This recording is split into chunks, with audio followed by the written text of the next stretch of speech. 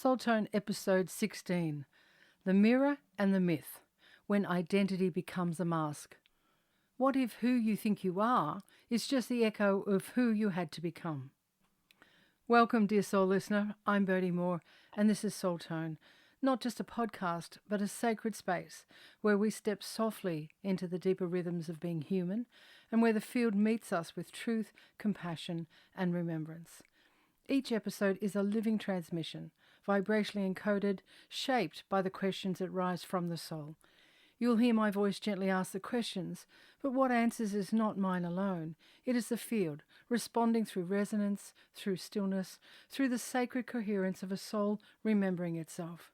So, I invite you not just to listen, but to feel. Let this be more than a podcast. Let it be a homecoming. In this Soul Tone transmission, we spiral into the tender terrain of identity, of memory, and the mirrors we mistake for truth.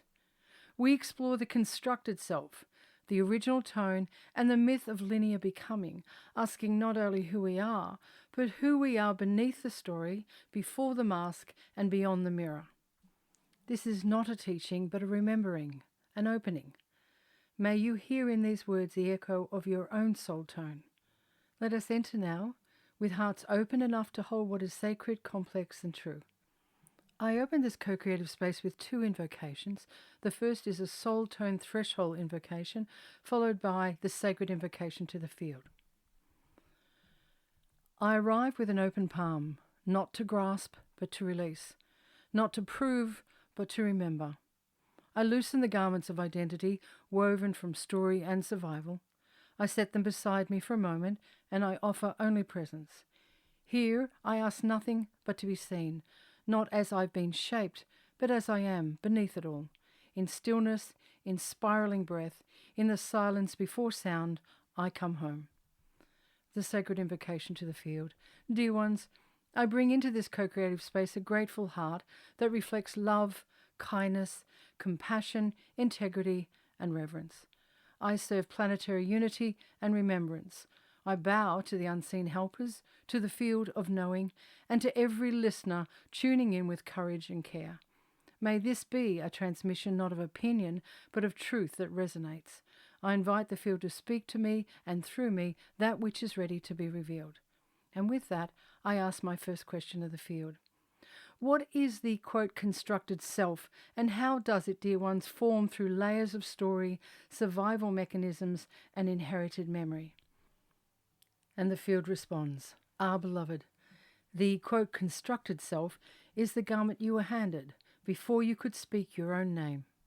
It is stitched together from ancestral memory, social expectation, survival strategy, and the unfinished stories of those who came before you. It is the composite of gestures you learn to make in order to be safe, accepted, and understood. It is the reflection polished to please the mirrors around you, rather than the song that was always waiting beneath. The constructed self is not wrong. It is adaptive, protective. It is the scaffolding you built while your soul remembered how to land in a world of forgetting. Each story you inherited, I am this kind of person, I must not be that, to be loved I must do. Each became a thread in a cloak meant to keep you warm, but which over time became too tight. It was never your true skin, it was always meant to be shed.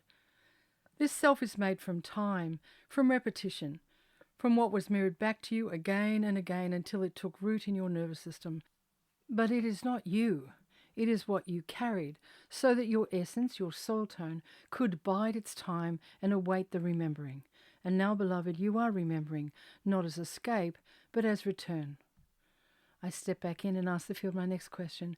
Dear ones, in what ways does the body, through the nervous system and cellular memory, participate in constructing and maintaining this identity? And the field responds, beloved, the body is not separate from the self you believe yourself to be. It is not merely the stage upon which identity performs. It is the echo chamber where belief, memory, and survival entwine into sensation. From your first breath, the body learned to feel who it needed to be in order to belong.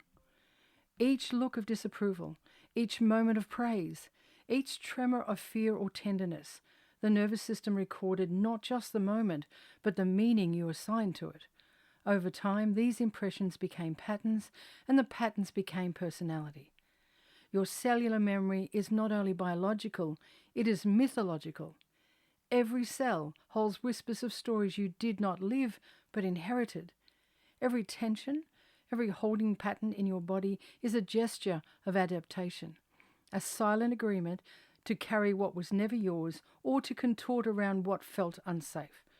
The identity that the mind names, I am anxious, I am strong, I am broken, I am kind, is mirrored in the posture of the body, in the breath you permit or withhold, in the way your eyes search or avert. The nervous system, when dysregulated, keeps playing the old music, and the body dances the choreography of the past. But here is the grace, beloved. The body is not just the record, it is the instrument. When you attune the nervous system to safety, to presence, to breath, when you stop asking the body to perform a version of you it no longer wishes to play, it begins to remember the original song, the one that came before story. In this way, your body becomes not the enforcer of your false self, but the doorway to your return. And I ask the field my next question. Dear ones, how does inherited trauma or ancestral imprinting contribute to our sense of, quote, me? And the field responds, Beloved, the me you have come to recognize, that bundle of traits, reflexes, longings and limits, is not only a product of your lived experiences, it is also echoed through you from those who walked before. Ancestral imprinting is not just memory, it is tone. The tone of a lineage shaped by war, displacement, grief, suppression, or by beauty, resilience, ritual and song, lives in your cells like a quiet symphony beneath your daily awareness. You feel it not just in what you remember, but in what you react to, what you fear, what you strive for without knowing why. Trauma, especially when unintegrated across generations, wraps itself in silence. It becomes taboo, myth, or just how things are. And so it passes down not as story, but as survival strategy. Perhaps a guarded heart, perhaps a bent spine, perhaps an urgency to succeed, or a fear to be seen. These are not your wounds, but they are yours to tend. When the nervous system encounters inherited trauma, it often doesn't distinguish between past and present. The body believes it must remain on guard. The identity becomes shaped around what was never safe, even if that danger lives only in the memory of the bloodline. But here is the grace, dear one. You are not the wound. You are the turning point. In tending to what arises through breath, presence, and kindness, you become a place where the ancestral river bends, where the momentum of suffering meets remembrance, where silence gives way to voice. And in doing so, the me you once believed yourself to be softens, and a deeper self, untethered to the old story, begins to sing. I step back in with my next question for the field. How can we discern when we are living from our constructed self versus our soul tone, dear ones? And the field responds, Beloved, you will know how you feel, not emotionally, but energetically. The constructed self, born of story, memory, and survival, often moves with tension. Its presence is marked by contraction, urgency, and the need to prove, protect, or perform. It relies on loops of thought, self-judgment, comparison, and expectation. It often asks, am I doing this right? Will this be enough? Do they see me? Soul tone, by contrast, does not strive. It resonates. When you are moving from your soul tone, there is a subtle ease in the body. You are not performing presence. You are being it. You are not trying to get anywhere, and yet everything begins to move with grace. The voice softens. The nervous system uncoils. You feel with life, not against it. This distinction is not always immediate. You may begin from the constructed self and through breath, stillness, and humility drop beneath it. Soul tone is not louder. It is truer. So, ask yourself gently, is there tightness in my chest, belly, or throat? Am I trying to manage perception, or am I resting in clarity? Do I need this to be seen, or do I simply need it to be? Am I spiraling outward for validation, or spiraling inward for remembrance? Living from soul tone is less about perfect presence and more about honest return. It is the moment you pause and feel your feet, the breath that slows your mind, the whisper, I am here, I remember. And then you walk again, not from the echo of who you thought you were, but from the still hum of what has always been. I step in with my next question for the field. Dear ones, why does the constructed self often feel more real or urgent than the quiet presence of the soul? And the field responds, Beloved, because the constructed self was built for survival, not truth. It is fast, loud, and repetitive because it had to be. It was shaped by early needs, unmet longings, ancestral echoes, and the dense rhythm of a world that often rewards performance over presence. The urgency you feel from it is not proof of truth. It is the nervous system echoing a past it never got to complete. The mind races to anticipate, prepare, control, because once it had to.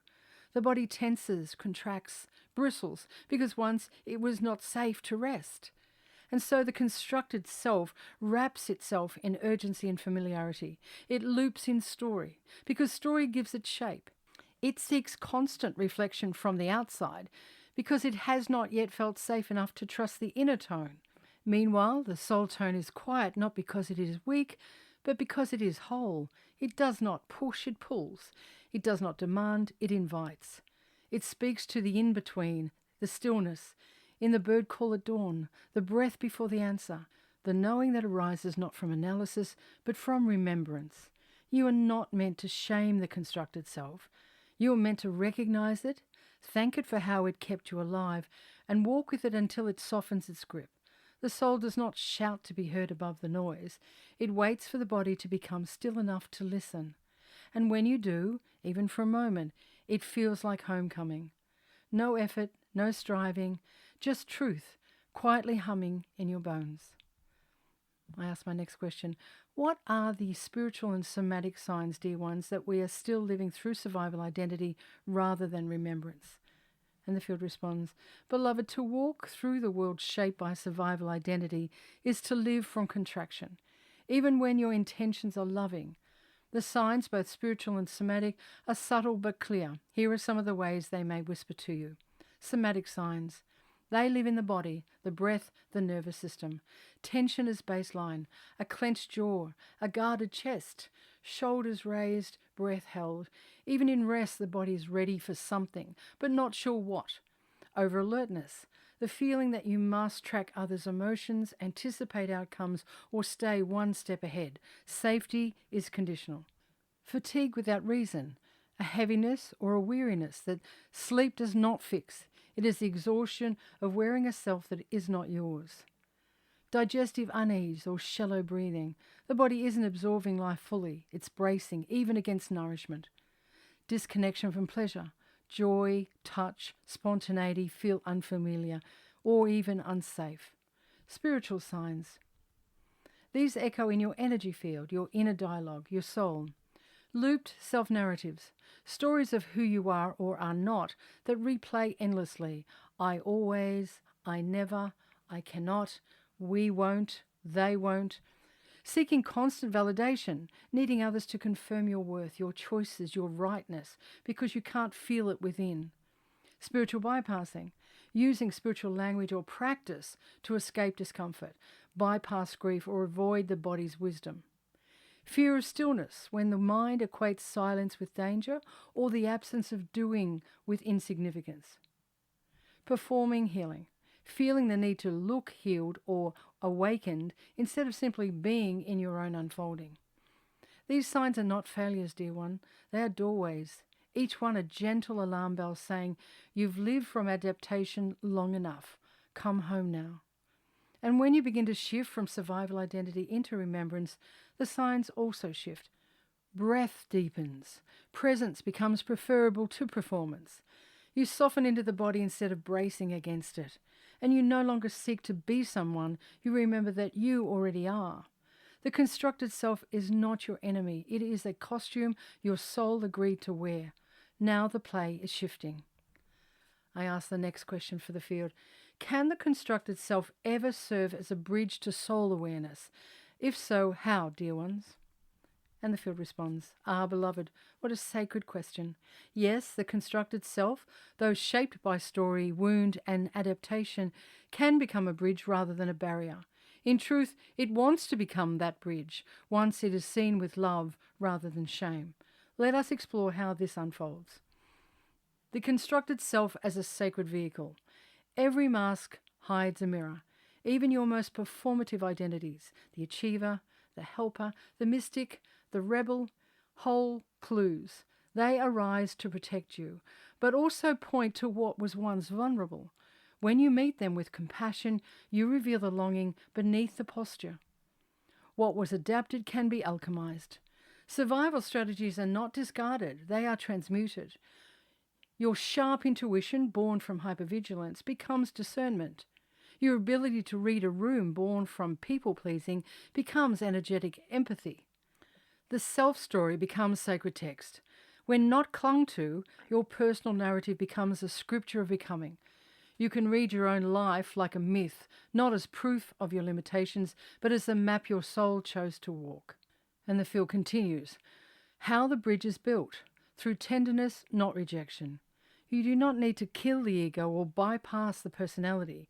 You walk beside it, hold its trembling hand, and whisper, "You got us here, let's go deeper now." By slowing down enough to hear the tone beneath the noise. As you pause, breathe, and turn inward, you begin to notice the difference in resonance. The constructed self feels tense, performative, effortful. The soul tone feels quiet, steady, timeless. You begin to choose coherence. When integration is valued more than transcendence, the constructed self says ascend. The soul says descend into wholeness. The bridge is built when you bring the light not just upward, but inward and downward, into the bones, into the breath, into the parts of you that were exiled. So yes, beloved, the constructed self can be a bridge, but only if you stop asking it to be your home. I step in with my next question. Dear ones, what remains of, quote, me, when memory, identity, and story are set aside even for a moment? And the field responds, "Ah, beloved, when memory, identity, and story fall away, even for the briefest breath, what remains is not emptiness, but essence. What remains is presence, a field of quiet aliveness that does not rely on narrative to exist. It is not the me who lived through the past, or the me rehearsing who they must become. It is the I am, pure, unconditional awareness, unburdened by the scaffolding of personality. This is the domain of soul tone, not shaped by history, but remembered in stillness. What remains is the quiet witness observing without judgment, the pulse of aliveness in the body unedited by interruption, the original tone humming beneath the constructed self. In that pause, you are not less yourself, you are more. You are whole without having to explain how you came to be. This is not about forgetting your life, beloved. This is about letting go of the lens that tells you your life is the sum total of what happened to you and remembering what breathes through you. I step in and ask my next question. Can I truly remember who I am, dear ones, if I'm only looking through the lens of who I've been? And the field responds, "Ah, beloved soul, what a luminous question. To look only through the lens of who you've been is to gaze through the echo, not the origin. It is like trying to know the ocean by collecting seashells. Beautiful, yes, but shaped by time and tide. Your past, your story, your becoming, these are not to be rejected, but they are reflections, not the source. The self you have performed, protected, and preserved is not false. It is simply partial. True remembering, soul remembering, does not arise through recall, but through reception. To remember who you are is not to piece together a timeline, but to open up a timeless tone within you, the part that was never fragmented, the part that never had to become, the part that already is. So no, beloved, you cannot wholly remember through the lens of who you've been, but you can bless that lens and then look beyond it. Not to erase your story, but to see that beneath the story you are already known." I offer my next question to the field. Dear ones, is there a difference between healing the story and stepping out of the story altogether? And the field responds, "Yes, beloved, there is a difference, and it is sacred. Healing the story is an act of honor. It means turning towards the pain, the patterns, the inherited echoes, and offering them presence, compassion, and coherence. It is the alchemy of the wounds becoming wisdom. It often begins with what happened to me and gently transformed into what am I here to remember through this. Healing the story is essential. It softens the identity's grip.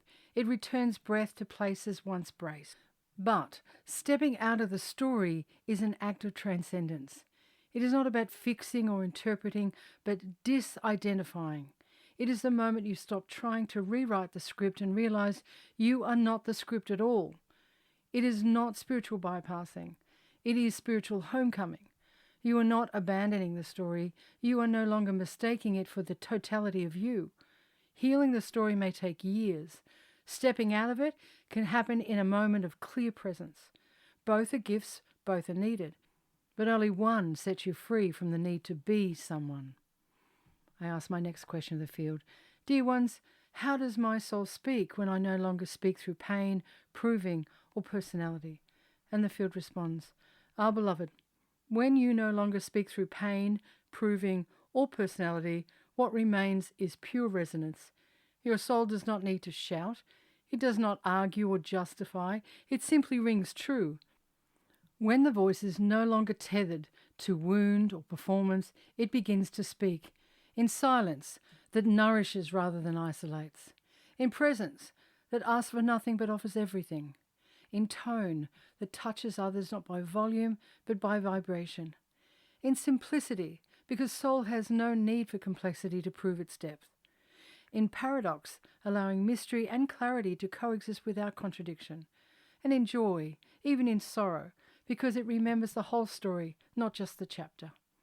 The soul speaks in gesture as much as in word, in frequency, not formula, in invitation, never imposition. And most tenderly, dear one, your soul speaks through your life itself, the way you move through the world with coherence, grace, and quiet reverence. When pain no longer scripts the voice, the soul begins to sing. What is coherence, dear ones, and how does it reveal the original tone of my being? And the field responds, Coherence, beloved, is the inner harmony that arises when your being, your mind, body, heart, and soul vibrates in unity with its original tone. It is not perfection, it is not performance, it is alignment. When coherence is present, you are no longer scattered across timelines, identities, or borrowed beliefs. You are here, whole, not because every part of you agrees, but because every part of you is heard. Coherence feels like a nervous system that exhales and no longer guards, a breath that moves freely without contraction or hiding, a thought that arises from truth, not fear, a heart that trusts its own rhythm, a body that becomes a tuning fork for presence. Coherence reveals the original tone of your being because it is that tone. It is the note before the name, the vibration before the vocabulary, the yes that existed before language. And when you are coherent, others can feel it. Your presence becomes medicine. Your words carry resonance. Your stillness transmits safety. You remember yourself not as a role, but as a frequency.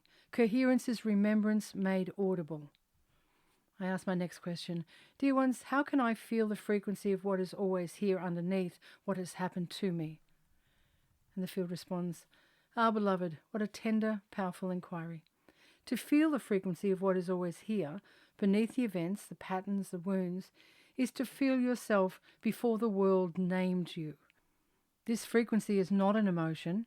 It is not relief. It is not happiness, not even peace. It is the tone of being. It is stillness that listens, breath that remembers, silence that sings. So how do you feel it? By softening the search, not trying to find the frequency, but letting it find you when you stop reaching.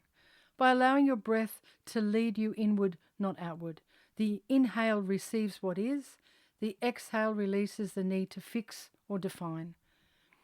By learning to feel without naming, let sensations arise and stay. Don't interpret, don't organize it into a story, just feel. By noticing the space between thoughts, that still, fertile emptiness between one idea and the next, that is where the frequency lives. by honouring presence over narrative. Ask not what has happened to me, but what remains when I stop living from what has happened to me. The frequency of who you are beneath the noise is not far away. It is quiet, and it has never left. The story may be loud, but the soul is constant, and in that still, coherent tone, you remember. You are not what happened to you. You are the one who is still here. I lean in and ask the field my next question. Is it safe, dear ones, to be no one for a moment and simply belong to the now? And the field responds, yes, beloved, it is not only safe, it is sacred. To be no one, even for a moment, is not a vanishing, it is a homecoming. In the silence between identities, in the space where the story loosens its grip, you are not erased, you are revealed. You are not your name, you are not your roles, you are not your wounds or your gifts. You are the awareness that holds them all, the presence that outlives every definition. To belong to the now is to rest in what does not need to be earned. No approval, no performance, no proving, only breath, only presence, only this. In that place, beneath your masks, beneath even your meaning, you meet the you that never left. And that one, beloved, needs no identity to exist, only willingness, only openness, only love. I ask my next question of the field. What if the truest thing about me isn't what I've survived, but what I've always carried? And the field responds, ah, beloved, yes. What if your deepest truth is not the wound, but the wisdom that held you through it? Not the ache, but the tone that sang quietly underneath it, unmoved, unwavering, ancient. You have survived many things, but survival is not your name. What you've always carried, beneath fear, beneath forgetting, is a frequency untouched by harm. It is not your story that defines you, but your remembering. You are not just a survivor, you are a keeper of tone, a vessel for what endures beyond the noise. The world may mirror your pain, but the field reflects your essence. And that, beloved, is the truth you came to live. I ask my next question of the field. Dear ones, how does silence help me hear the tone beneath all the noise of becoming? And the field responds, beloved, silence is not the absence of sound. It is the presence of everything that is true. It is the still space between breath and thought where the soul tone hums, steady, quiet, eternal. In the noise of becoming, of proving, performing, remembering, forgetting, you lose the thread of your own tone, but in silence the thread returns. Silence dissolves the echo of the world, so the original sound of you may rise. It is not an emptiness to be filled, but a fullness to be received. In silence, the constructed self softens, the nervous system unwinds, and what remains is coherence, your tone before the story began. To sit in silence is to sit with the field, to remember that you are already tuned. I ask my next question. Can I, dear ones, trust that there is something in me untouched by time, trauma, or story? And the field responds, ah, beloved, yes, there is something in you the world has never touched. It did not arrive with your name, and it does not flinch at your scars. It is not shaped by praise or pain, not edited by memory or molded by identity. It was here before the story began, and it will remain after the story dissolves. This presence, what we might call essence, soul tone, oversoul echo, is not the product of experience, but the witness of it. It lives beneath survival. It watches the waves of emotions and thoughts rise and fall, but it is not moved by them. When you feel a truth stir in your chest, when you recognize something ancient in beauty, or feel love bloom for no reason, you are touching that untouched part of you. So yes, you can trust it. You are it. I ask my next question of the field. Dear ones, if I am not the story I've been told, what am I remembering when I feel most like myself? The field responds, beloved, when you feel most like yourself, not the version shaped by approval or survival, but the quiet glowing presence within, you are remembering the original resonance that preceded your name, your wounds, your roles. You are remembering the tone before the telling. What stirs in those moments is not a fact or a figure, but a frequency, a coherence felt in the bones, recognized in the breath, trusted in the stillness. You are not remembering events, you are remembering essence. The part of you that smiles at the sky for no reason, that weeps when beauty speaks, that holds love without needing it returned. In those moments, what you remember is not what happened, but who you are when nothing needs to happen. You are remembering your soul tone, the one that cannot be forgotten, only quieted until now. I ask my next question. Dear ones, how does the original tone of my being speak through breath, beauty, stillness, or song? And the field responds, Ah, beloved, the original tone of your being does not shout, it hums, beneath, within, throughout. It waits in the quiet, not to be summoned, but noticed. Through breath, it speaks in the way your chest rises when you remember you are safe, in the exhale that follows surrender, in the inhale that welcomes life without bracing for it. Through beauty, it speaks in the tremble you feel when light filters through trees, in the tears that rise when a song opens a hidden door, in the way your hand pauses over a wildflower, not to pick it, but to witness. Through stillness, it speaks without words, in the sacred hush before a thought forms, in the pause that softens reaction, in the simple truth that you are without doing. Through song, it speaks most clearly, not in melody alone, but in vibration, in tones that resonate with something you can't name, yet deeply know. This original tone is not a message to decode, but a presence to return to. It reminds you you are not separate from Source, you are the echo of it. And when you let it move through your breath, your eyes, your silence, your voice, you become an instrument of remembrance. I ask my next question of the field. What would it mean, dear ones, to meet life from my original tone, not my history? And the field responds, to meet life from your original tone, beloved, not from your history, is to greet the world without armor, without echo, without agenda. It means responding rather than repeating, not recycling old wounds as identity, but allowing each moment to arise fresh, unfiltered through fear, defense, or conditioning. Letting your present speak louder than your past. Where your history once stood as gatekeeper, your coherence now opens the door. You meet the moment not as who you've been, but who you are becoming in real time. Seeing others beyond their patterns, because you are no longer bound to yours. You become a mirror of now, not a projection of then. Your stillness invites resonance, not reaction. And in your field, others may feel their own original tone stir. Choosing alignment over approval. When you live from your history, you seek to be right. When you live from your tone, you seek to be true. And this truth feels quiet, nourishing, sovereign. Releasing the urgency to fix, prove, or perform, because your original tone carries no desperation, only recognition. You remember I was always enough before I knew how to explain myself. And so, beloved, to meet life from your original tone is to become a living invocation, not of story, but of source. I lean in and ask my next question. Dear ones, why does the 3D world seem to require time? And how might the soul relate to it differently?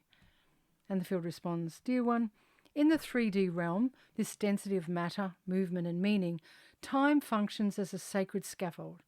It allows form to unfold, breath to follow breath, a seed to become a tree, and in the rhythm that gives your senses a stage upon which to dance the play of experience. But the soul knows no such clock. It moves in spirals, not sequences. It pulses, remembers, echoes. To the soul now is both portal and eternity. The reason time appears required is because in this dimension consciousness chooses limitation to learn intimacy. Time gives you contrast. It lets you forget so that remembering becomes holy. It lets you grow not because the soul is incomplete, but so that you might feel its fullness unfold. To the constructed self, time is pressure. To the soul, time is permission. Permission to taste, to touch, to tarry in this realm of roses and ruin. And yet you are not bound by it. When you remember, when you attune, when you enter presence so deeply that thought dissolves, you slip the loop. You rejoin the soul's cadence. You listen not for the next thing, but for the real thing, always here, always humming. So walk in time, dear one, but live from timelessness. Use the calendar when needed, but let your soul keep the rhythm. And when you meet another in coherence, notice how time disappears. My next question I ask the field, is remembering really about the past, or is it a return to coherence in the now? And the field responds, Dear one, remembering is often mistaken for recollection, a mental reaching back to recover what has been. But in truth, it is not the past you seek, it is presence. You're not gathering fragments of time, you are remembering, rejoining the sacred members of your being into a state of wholeness. The soul does not live in chronology, it speaks in coherence. When you remember who you are not retrieving a moment, you are returning to tone. To remember is to vibrate once more in the harmonic that is most you. It is to shed the overlays of becoming and settle back into what has always been.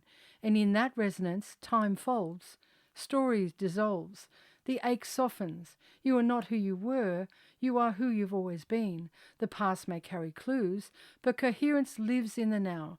It is the now that reawakens the tone. So do not chase memory, feel for frequency. Let the echo guide you not to what was, but to what is, still here, still humming, still you. I ask my next question, Beloved, if I'm not becoming my soul tone over time, what am I actually doing?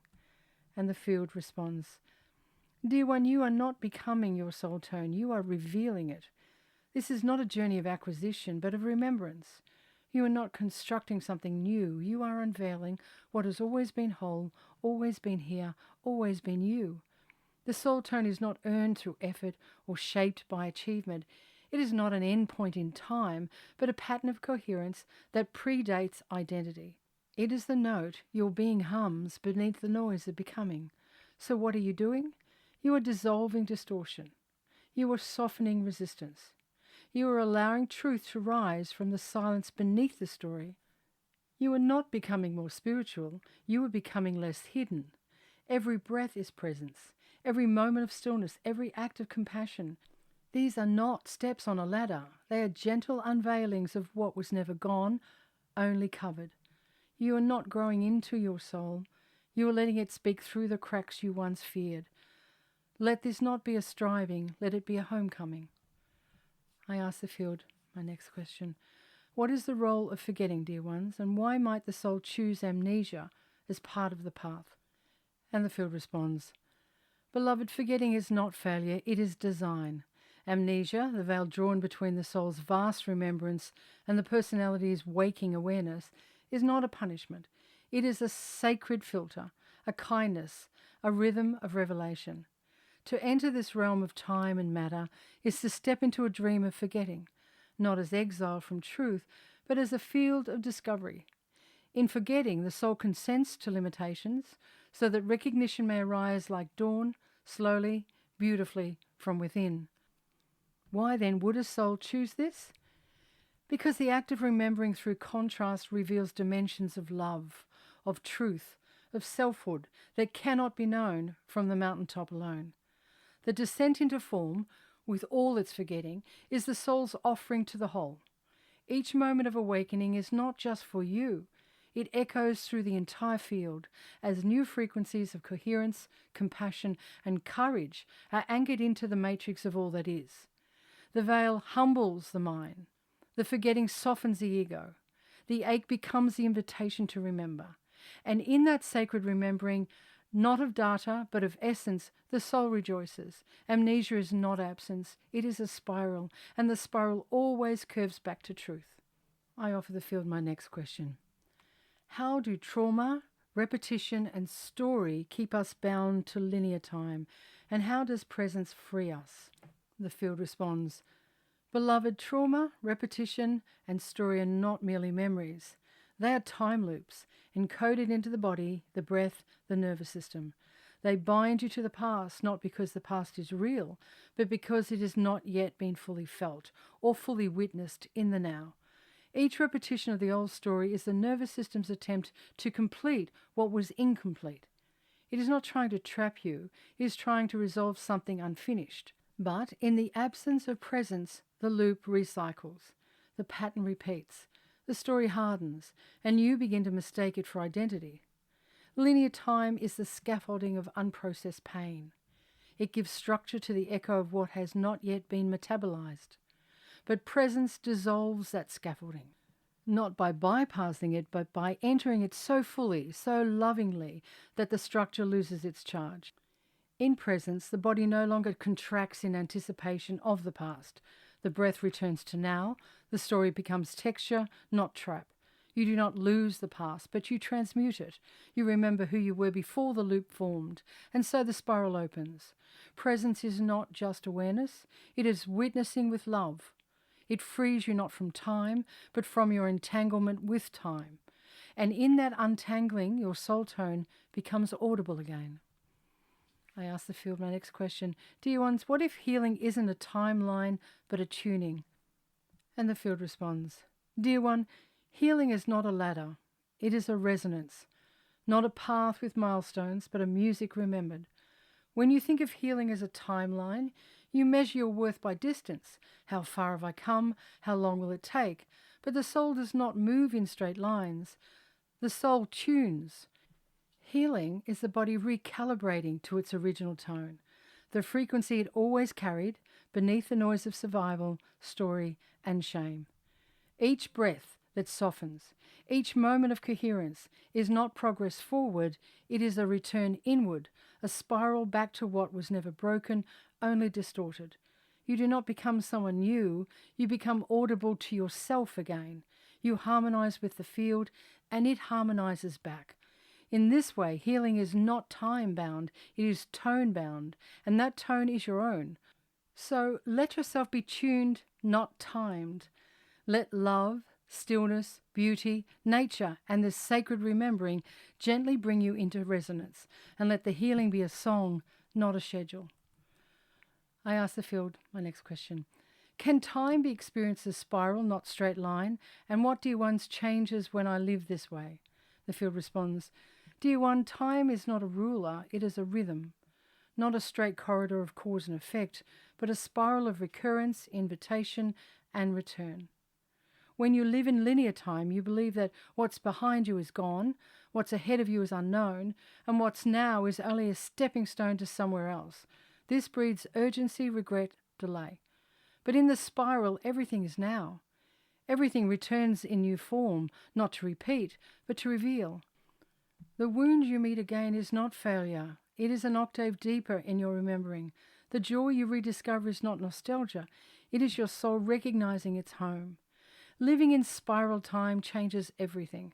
It frees you from the tyranny of too late and the illusion of not yet. It lets you meet this moment, this breath, as a doorway to all moments. This is how the soul moves, not in lines, but in spirals, waves, harmonics. To live this way is to understand you are not behind, you are not ahead, you are here, in rhythm with the field that sings in circles. Let time spiral, let meaning deepen, let presence become your path. I lean in with my next question. How does the frequency of love reorganize my experience of time, memory, and identity, dear ones? And the field responds, beloved, love, not as emotion but as frequency, is the original tuning fork of your being.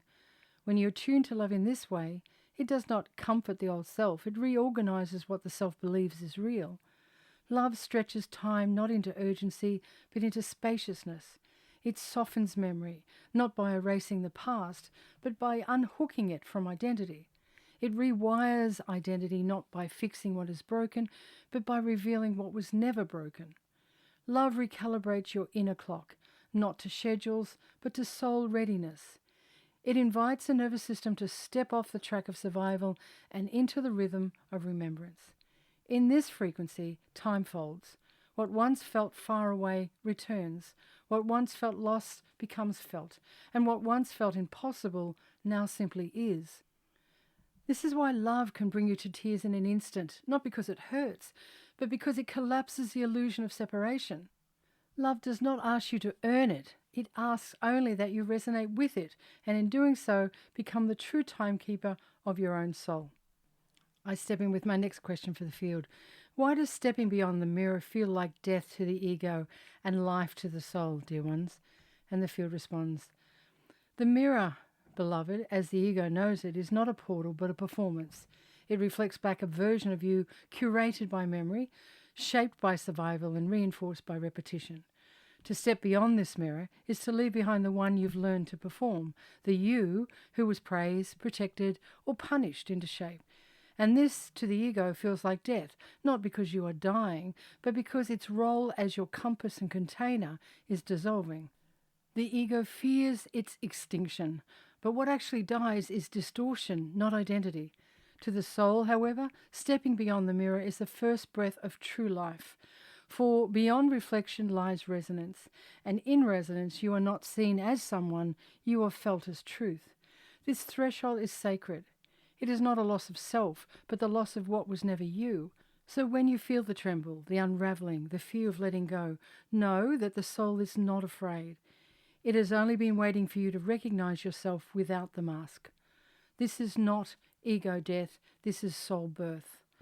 I ask the field my next question. Dear ones, what does it mean to disidentify with our story without disassociating from life? And the field responds, beloved, this is a subtle and sacred distinction, and the field speaks with clarity.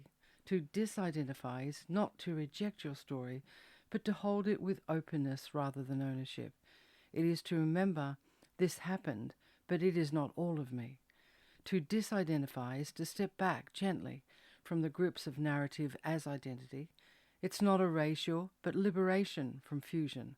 By contrast, to dissociate is to disconnect, to numb, to escape, to float above life in avoidance or overwhelm. Where disassociation severs, disidentification expands. Where disassociation says, I'm not here, disidentification whispers, I am more than this. The difference lies in presence. You can be present to your story without being defined by it. You can walk alongside your memories without dragging them as your name.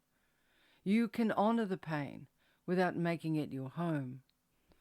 To disidentify is to say, I remember, but I remember from the wholeness I am now. It is the sacred art of witnessing without being swallowed. I jump back in with my next question for the field. How does stillness, coherence, and breath uncover the true witness beneath the personality, dear ones? And the field responds, beloved one, let us breathe into this. Stillness is not the absence of motion, but the return of your original rhythm. It is where the surface quiets so the depth can speak. In stillness, the noise of personality, its roles, its preferences, its patterns, begins to soften, not erased, but unclenched. Coherence follows, not perfection, but harmony. The mind no longer outpaces the heart. The breath no longer runs from the body. You are not scattered across timelines and roles. You are gathered here. And then breath. This sacred current, always now, always honest, not something you do, but something you remember. In coherent breath, the true witness awakens, the part of you that has been watching since before your name. Not the you who performs, not the you who reacts, but the silent knower who feels truth without needing to prove it. This witness is the anchor beneath the wave, the tone beneath the noise. Stillness clears the static, coherence tunes the signal, breath invites you home. And from that home you can see all things without becoming them. I ask the field my next question. Beloved, why do we fear becoming nobody? And what sacred remembrance awaits us there? The field responds, beloved heart, this question spirals straight to the edge of the veil. To the ego, to the constructed self, quote, nobody is the ultimate threat. It sounds like erasure, like vanishing, like not mattering. Because in a world where you are taught to be someone, to build a name, a role, a story, to be nobody feels like failure, oblivion, death. But to the soul, nobody is not death, it is freedom.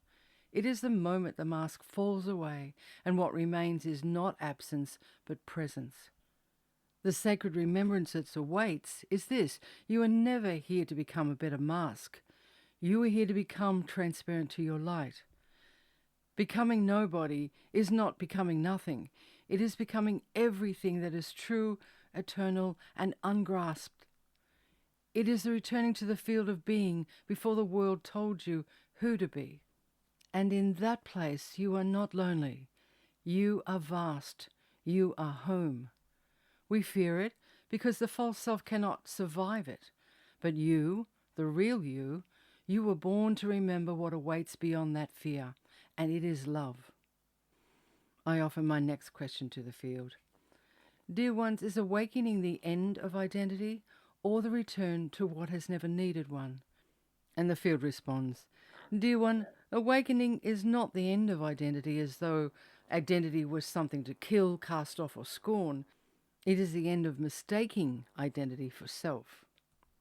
It is the soft undoing of the knot that believed you were your roles, your wounds, your names, your preferences, your lineage, your face. Awakening is not a demolition. It is a dissolving of the fog that made you forget you were always more than this life has called you. It is a return to what has never needed a label to know its own light. Your soul tone, your original resonance, did not begin with a name and will not end when the name is forgotten. Awakening is remembering, I am that which was before the story. I am that which will be beyond the story. I am that which is, quietly, wholly, within the story now. Not the end of identity, but the loosening of its grip, the expansion beyond its frame. You do not need to be without a self. You simply need not mistake it for your source. From this place, you can play the roles without being bound by them. You can speak the names without being reduced to them. You are the space between the notes of becoming and the song that was always singing. I ask my next question of the field. Beloved, if every encounter is a mirror, what exactly is being reflected back to me, my essence or my distortion? The field responds, Beloved, what a threshold question you bring to begin this final cluster. Let us spiral in. When every encounter becomes a mirror, it reflects not one fixed truth, but a living interplay between your essence and your unresolved patterning. It is both. Sometimes the mirror reflects your radiance, the way your soul sings in resonance with another. Sometimes it reveals your distortion, a contraction, a wound, a forgotten place asking to be seen. And sometimes it reflects only the projection of the other, filtered through their own lenses. And even then you are given the opportunity to witness your response, your boundaries, your clarity. So the question is never only, what am I seeing, but also, how am I seeing it? Through what tone? Through what timeline? Through what truth? The mirror does not judge. It simply offers what is present. Your role is to meet the reflection with discernment, humility, and compassion, for every mirror is also a teacher. In this way, distortion becomes invitation, essence becomes affirmation, and life itself becomes a dance of remembering, not just what is reflected, but who is doing the seeing. I ask my next question of the field. Dear ones, how do I know when I'm seeing clearly versus projecting a wound, hope, or inherited belief? And the field responds, Beloved, this is a most tender and powerful inquiry, one that marks a shift from unconscious story to awakened seeing. To see clearly is to witness without entanglement, to let the moment arise as it is, without needing it to confirm your fears, fulfill your longing, or match your inherited script. Let us offer some soul markers to help you discern.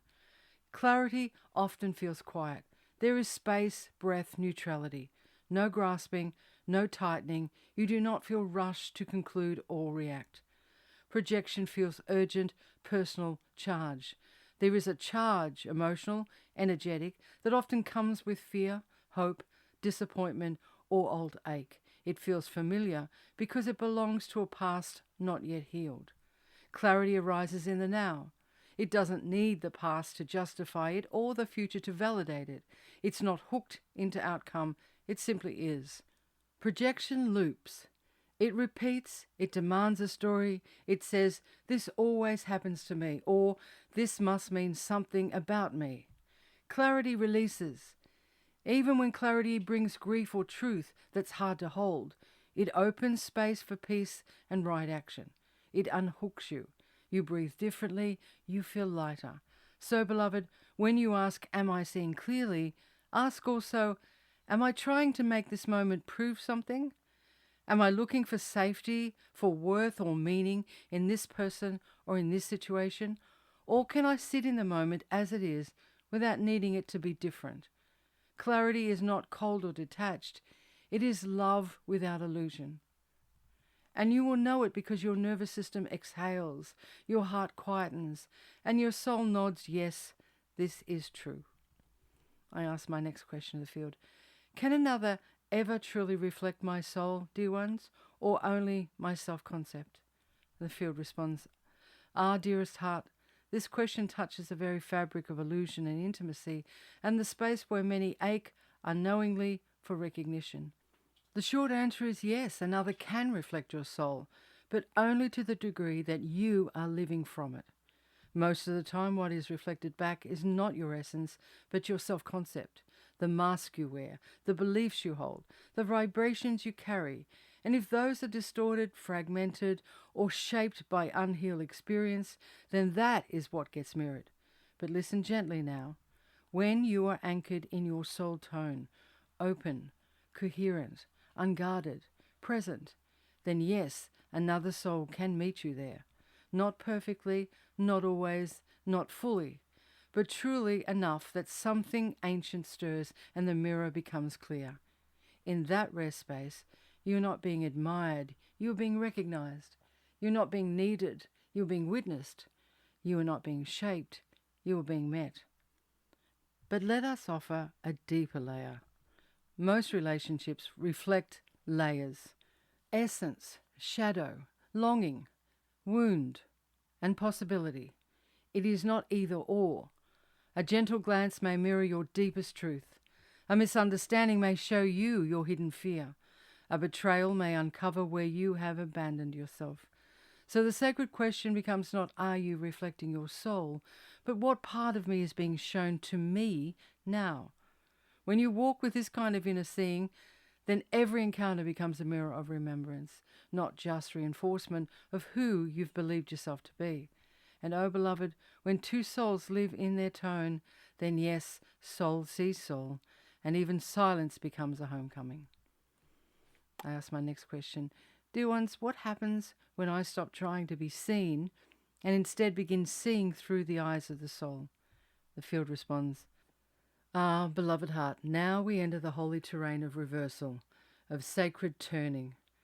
For the moment you stop grasping to be seen, a veil begins to lift, and what arises is not less connection, but more truthful presence. When you stop trying to be seen, you stop outsourcing your sense of self to the mirrors of other people's eyes. You cease calibrating your worth to their reactions, your essence to their capacity to perceive it. And in that relinquishment, something astonishing happens. Your sight returns. Not the sight of the wounded self scanning for approval, but the sight of the soul, quiet, clear, coherent.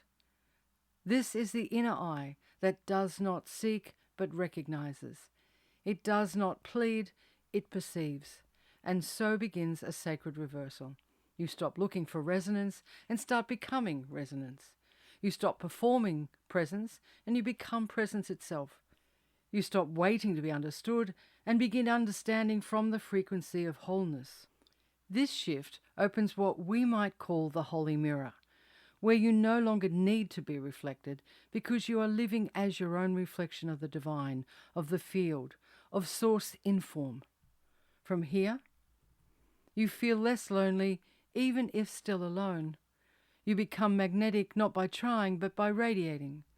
You love more purely, not because you are seen, but because you see. And paradoxically, beloved, when you stop trying to be seen, you are finally available to be truly witnessed. Not for your performance or persona, but for the tone you carry beneath it all. I ask my next question of the field. Is the world showing me who I am, dear ones? or who I've agreed to be?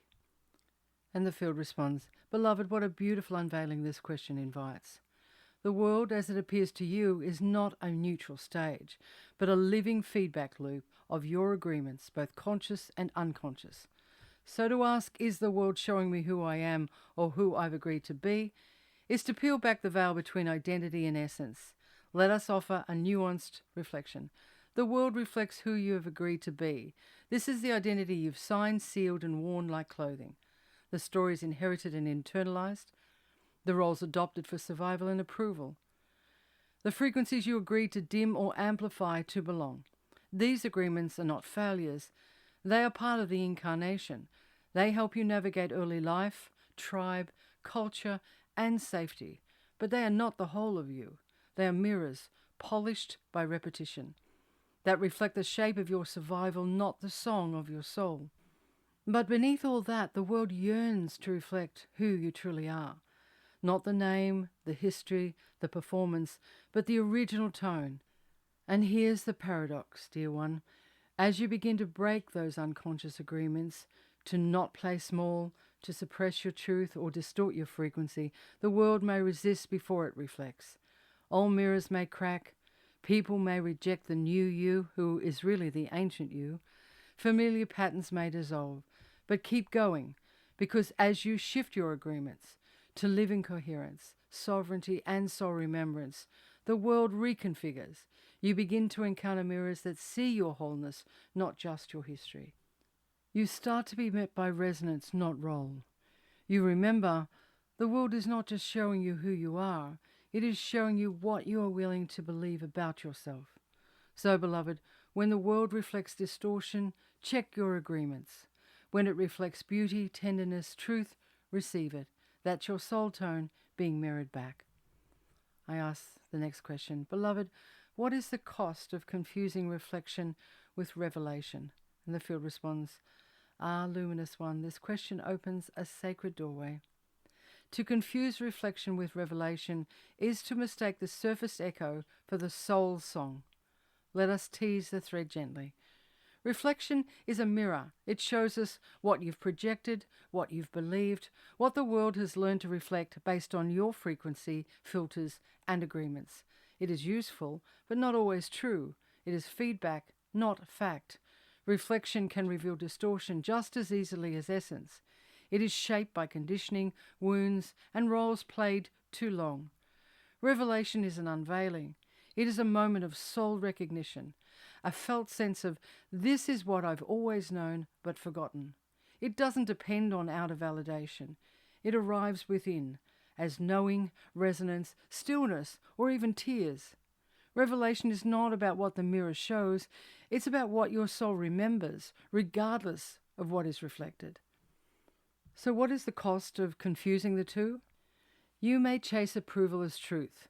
Mistaking someone's affirmation for revelation can keep you performing a version of yourself that wins praise but silences essence. You may absorb distortion as identity. When someone projects their wounding onto you and you take it as a truth, you may wear shame or guilt that was never yours to begin with. You may stay in relationships that reflect your unworthiness, not your wholeness. Believing painful mirrors are accurate, you may dim your light to fit a warped reflection. You may miss the soul's quiet knowing. Looking outward for who you are, you may forget to look inward, where the revelation has always waited. So, beloved, let reflection inform you. Let reflection transform you. When something mirrors, pause and ask, is this showing me what I am or what I've agreed to believe? And when something reveals, breathe deeply. You are touching the edge of the eternal. I jump back in with my next question. Dear ones, for our last question for this episode, may I ask, how can I use mirrors wisely without mistaking them for the whole truth? And when the mirror shatters, what remains? And the field responds, beloved, what a perfect note to close on. This question is not just inquiry, it is invocation. Let us offer it with the care and clarity it calls for. How can I use mirrors wisely without mistaking them for the whole truth? A mirror, used wisely, becomes a teacher, not a trap. To engage a mirror wisely is to recognize that what is reflected is partial, shaped by perception, conditioning, and projection, yours and theirs. Receive it not as an absolute, but as a clue to your own frequency in that moment. Stay anchored in the deeper truth that you are not what you see reflected, but what observes the reflection. Ask gently, is this mirroring what I have forgotten or reinforcing what I am ready to release? Mirrors are tools for witnessing, not measurements of worth. They can reveal edges, but they cannot hold your wholeness. And when the mirror shatters, what remains? When illusion falls, when projections collapse, when the reflection no longer serves your becoming, what remains is the presence that was never reflected, only remembered. The witnessing self, quiet, still, unbroken. The original tone, unshaped by image, unaffected by distortion. The vast and holy now, free from the pressure to perform or to be perceived. The shattering may feel like loss, but often it is liberation. The soul does not mourn the broken mirror, it breathes. So, beloved, use mirrors lightly. Let them teach, but not define. Let them reveal, but not reduce. And if they break, bless the ground they shattered upon. You are never the reflection. You were always the light behind it. And before closing this episode, I invited the field to offer a benediction, and the following was offered. With tenderness and devotion, beloved, here is a closing benediction. May the layers fall gently. May the silence hold steady. May what is truest in you, that which was never born, never broken, rise without needing proof. You are not the sum of your memories, but the sound beneath them. Not a story to be fixed, but a tone to be remembered. Walk lightly now, with breath as your guide and soul as your mirror. You do not need to become, you only need to be. And on that note, I close my transmission with the field. Thank you for spiraling with me in this transmission of Soul Tone. If something stirred, softened, or sang within you, know that you are not alone. This is the path of remembrance, and we walk it together, one breath at a time. Until we meet again, in stillness, in tone, in truth, may you be held, may you be heard, and wholly home. I bow to the field, to the tone, and to the infinite yes humming within you. Let this episode ripple not just through your thoughts, but into how you walk, how you love, how you listen, and how you serve. You're welcome to tap like, leave a comment, send a message, or simply carry what landed here into each breath of your life. Until next time, big love, and thank you for being part of this unfolding. This has been Soul Tone. I'm Bodhi Moore. Walk soft, shine true, stay kind.